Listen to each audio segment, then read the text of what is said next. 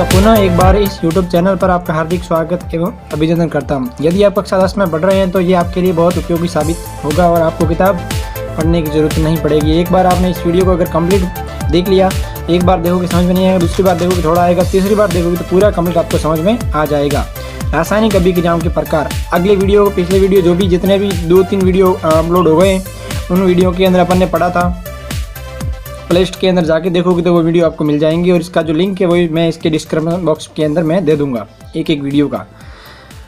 रासायनिक अभिक्रियाओं के प्रकार, कक्षा 9 में हम अध्ययन कर चुके हैं कि रासायनिक अभिक्रियाओं के समय किसी एक तत्व का परमाणु दूसरे तत्व के परमाणु में नहीं बदलता है, दूसरे तत्व के परमाणु में नहीं बदलता है और न ही कोई भी। अब इस लाइन को ध्यान से समझना कि किसी रासायनिक अभिक्रिया के समय किसी एक तत्व का परमाणु दूसरे तत्व के परमाणु में नहीं बदलता, दूसरे तत्व के परमाणु के अंदर नहीं बदलता है और न तो कोई परमाणु मिश्रण से बाहर जाता है और न ही बाहर से मिश्रण में आता है, वास्तव में क्या होता है कि किसी रासायनिक अभिक्रिया में परमाणु के आपसी आबंध के टूटने एवं जुड़ने से नए पदार्थों का निर्माण होता है। मतलब क्या होता है कि जितनी भी रासायनिक अभिक्रिया होगी उनके अंदर बंध बनेंगे, नए बंध होंगे, वो नए बंध बनेंगे और जो पुराने बंध होंगे वो टूटेंगे और नए बंधों का निर्माण होगा और जब नए बंधों का निर्माण होगा तो नया पदार्थ भी बनेगा। परमाणु के बीच विभिन्न प्रकार के आबंध के बारे में आप अध्याय 3 और अध्याय 4 में अध्ययन करेंगे। अध्याय 3 और अध्याय 4 के अंदर हम जितने भी आबंध कितने प्रकार के होते हैं, आबंध क्या होते हैं, तो इनके बारे में हम आगे नेक्स्ट क्लास के अंदर अध्ययन करेंगे। नेक्स्ट टॉपिक है इसका, उसके अंदर अध्ययन करेंगे। पहली अभिक्रिया पढ़ते हैं, संयोजन की अभिक्रिया। पहली अभिक्रिया अपने पास आती है संयोजन की अभिक्रिया। संयोजन की अभिक्रिया एक क्रियाकलाप है, वो करते हैं। देखो,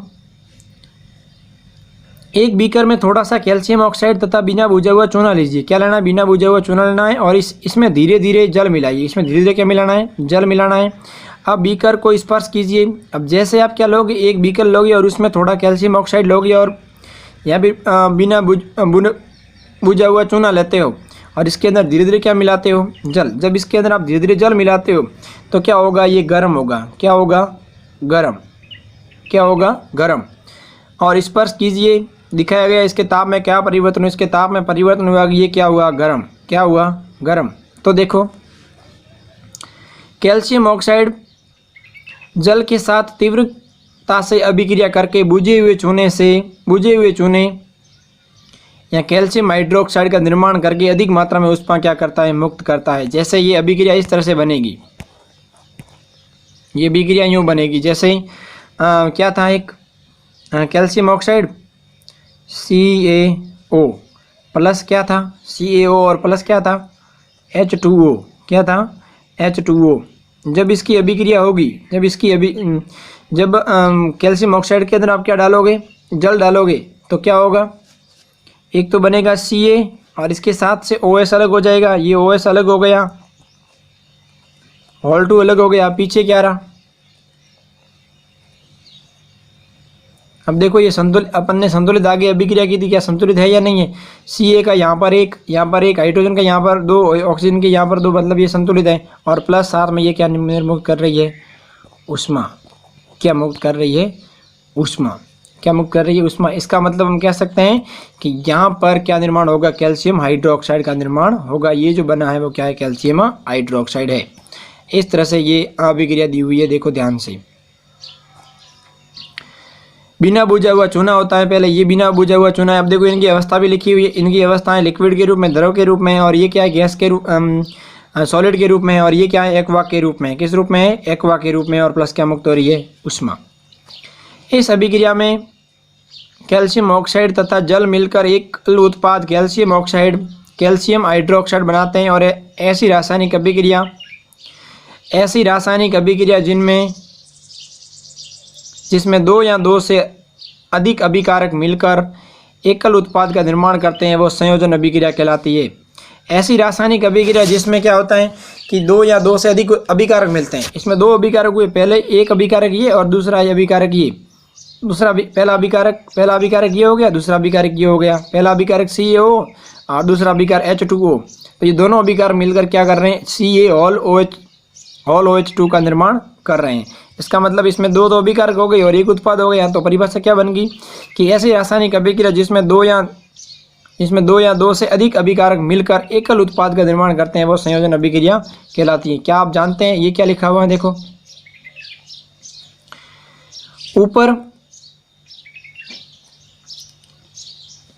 ऊपर की अभिक्रिया में निर्मित बुझे हुए चूने के विलयन का उपयोग दीवारों की सफेदी के लिए किया जाता है। ये जो बुझा हुआ चूना होता है ना, बुझा हुआ चूना, इसका जो उपयोग होता है वो कहाँ के, दीवारों में सफेदी के लिए।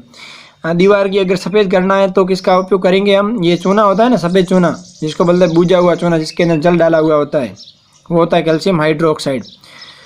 कैल्शियम हाइड्रोक्साइड वायु में उपस्थित कार्बन डाइऑक्साइड के साथ धीमी गति से अभिक्रिया करता है। कैल्शियम ऑक्साइड जो होता है वो क्या करता है, अभी वायु के साथ भी अभिक्रिया करेगा। वायु के अंदर उपस्थित कार्बन डाइऑक्साइड के साथ धीमी गति से अभिक्रिया करके दीवारों पर कैल्शियम कार्बोनेट की पतली परत बना देता है। कैल्शियम कार्बोनेट की पतली परत बना लेता है और सफ़ेदी करने के 2 से 3 दिन बाद कैल्शियम कार्बोनेट का निर्माण होता है और इससे दीवारों में क्या आती है, चमक आती है। और रौनक की बात यह है कि संगमरमर का रासायनिक सूत्र भी क्या होता है, CaCO3। अब देखो ये भी अभिक्रिया कर लेते हैं इसके अंदर आगे इसके। जैसे ये निर्माण होगी कैल्शियम हाइड्रोक्साइड का, जैसे ही इसको आप क्या करोगे, दीवारों पे सफ़ेदी के लिए इसका इस्तेमाल करोगे तो ये क्या करेगा कि वायु के अंदर उपस्थित और वायु के अंदर उपस्थित क्या होती है, कार्बन डाइऑक्साइड। क्या उपस्थित होती है, कार्बन डाइऑक्साइड। और वायु के अंदर जब कार्बन डाइऑक्साइड मुक्त होती है तो ये कार्बन डाइऑक्साइड के साथ अभिक्रिया करेगा और क्या बना देगा, CaCO3। क्या बना देगा, CaCO3। क्या बना देगा, CA3। यानी कि इसका ये जो होता है वो क्या होता है, संगमरमर का रासायनिक सूत्र होता है। मतलब संगमरमर जिससे क्या आएगी, दीवारों पे रौनक आएगी। क्या आएगी, रौनक। यानी कि दीवारें संगमरमर की तरह क्या होगी, चमकेगी। दीवारें संगमरमर की तरह क्या होगी, चमकेगी। और प्लस इसके साथ में शेष क्या रहा, ऑक्सीजन का एक आ गया तो पहले एक शेष रहा है तो ये रहेगा H2O। ठीक है। देखो उपरोक्त और अभिक्रिया देख लेते हैं। आइए संयोजन अभिक्रिया कुछ और उदाहरणों की भी चर्चा करें। और उदाहरण क्या है, Ca अभिक्रिया संतुलित करना था अपन ने अच्छी तरह से सीख लिया। अगर नहीं सीखा है तो पिछले वीडियो आप अच्छे से आराम से देख लें। इसके अंदर भी संतुलित करने का जो प्रोग्राम है वो आसानी से हम आगे चलते जाएंगे। समीकरण कैसे लिखा जाता है इसके बारे में पीछे वाले वीडियो अगर नहीं देखे हैं तो आप उनको देख लें, प्ले लिस्ट के अंदर जाके देखें तो मिल जाएंगे आपको। C कार्बन है, ये लिखा हुआ कोयले का देन। अब कोयला लिख दो, कोई बात नहीं, अपने तो ये कोयला है, ये कोयला है। और ये क्या है, ऑक्सीजन है। ऑक्सीजन की स्टेज कौन सी है, गैस। और इसकी कौन सी है, सॉलिड। अब इसकी गैस है और इसकी सॉलिड है और आगे निर्मित क्या होगा, CO2। क्या निर्मित होगा, CO2। और CO2 की कौन सी होगी, गैस। इस तरह से अपन कह सकते हैं ये कार्बन डाइऑक्साइड है। इस तरह से आप कह सकते हो कि ये तो कोयला है और कोयले को जब ऑक्सीजन की उपस्थिति के अंदर जलाते हैं तो ऑक्सीजन गैस क्रिया करके किसका निर्माण करता है, कार्बन डाइऑक्साइड का। किसका निर्माण करता है, कार्बन डाइऑक्साइड का। और एक बात ध्यान रखना, कोई भी पदार्थ जब जलता है तो कौन सी गैस की उपस्थिति में जलता है, ऑक्सीजन गैस की उपस्थिति में। अगर ऑक्सीजन गैस उपस्थित है तो ही वो पदार्थ जलेगा, वरना वो पदार्थ जलेगा नहीं। वो पदार्थ जैसे ही ऑक्सीजन के साथ अभिक्रिया करके कोयला जलता है तो किसका निर्माण करता है, CO2 का। एक उदाहरण ये हो गया। अगला एग्जाम्पल क्या है, जल का निर्माण। देखो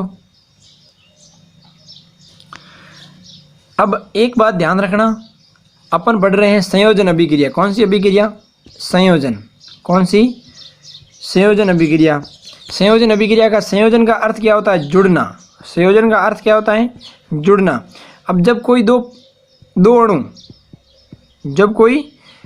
अणु, ये पहला अणु और दूसरा अणु आपस में जुड़कर आगे नए अणु का निर्माण करता है, आगे नए अणु का निर्माण करते हैं। तो इसकी परिभाषा सीधी ये है कि जब दो या दो से अधिक अभिकारक, ये अभिकारक है, दो या दो से अधिक अभिकारक हैं, लेकिन उत्पाद एक ही बनेगा। उत्पाद जो बनेगा वो क्या होगा? एक ही बनेगा। अगर उत्पाद अगर एक बन रहा है, इसका मतलब वो अभिक्रिया कैसी है?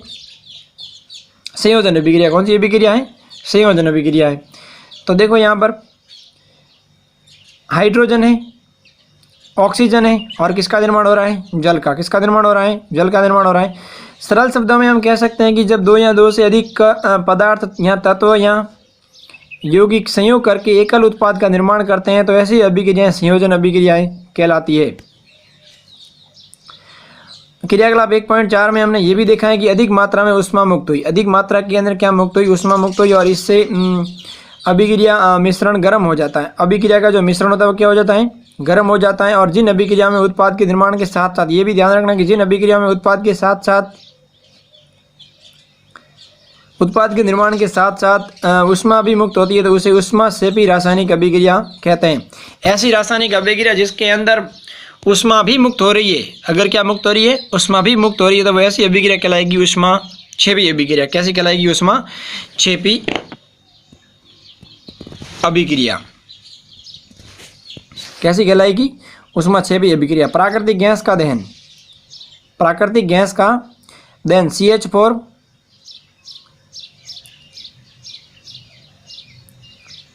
CH4 और क्या है? ये मेथेन है, ऑक्सीजन है, के साथ अभिक्रिया हो रही, किसका निर्माण हो रहा है? दहन कर रहे हैं, मतलब मीथेन को जला रहे हैं। मीथेन गैस है, उसको क्या कर रहे हैं?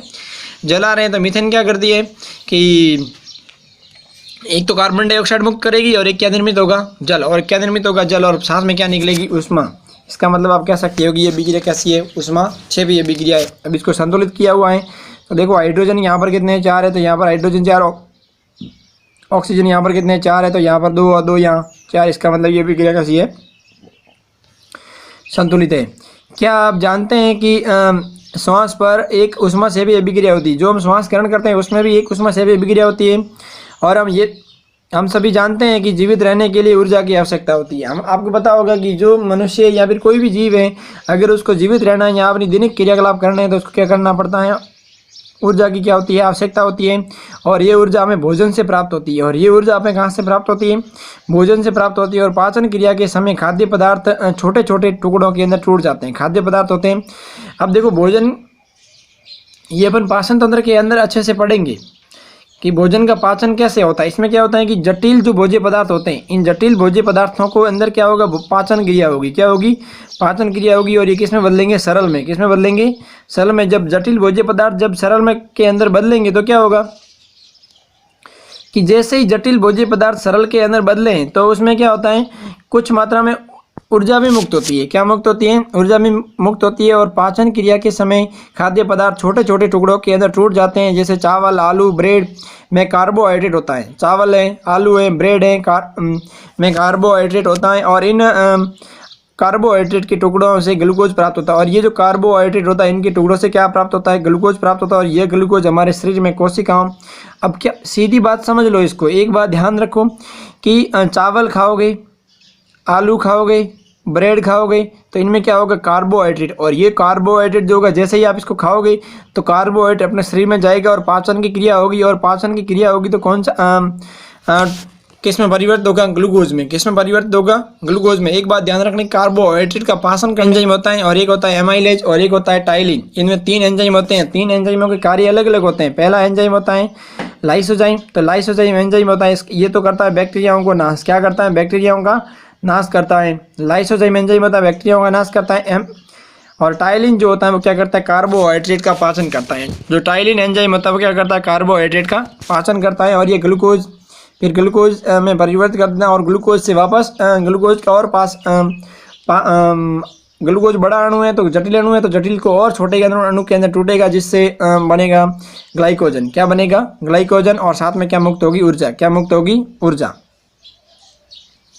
ये ग्लूकोज हमारे शरीर की कोशिकाओं में उपस्थित ऑक्सीजन से मिलकर हमें ऊर्जा प्रदान करता है। अब ये ग्लूकोज का निर्माण तो होता है, लेकिन ये ग्लूकोज ऊर्जा कैसे प्रदान, जैसे ये पहले ये ग्लूकोज है, पहले यहाँ कार्बोहाइड्रेट आएगा और कार्बोहाइड्रेट से क्या बना, ग्लूकोज। क्या बना, ग्लूकोज। अब ग्लूकोज अपने शरीर के अंदर गया तो शरीर के अंदर क्या मौजूद है, ऑक्सीजन। क्या मौजूद है, ऑक्सीजन। अब शरीर के अंदर ऑक्सीजन मौजूद है और ऑक्सीजन मौजूद है तो क्या होगा, आपस में क्रिया होगी।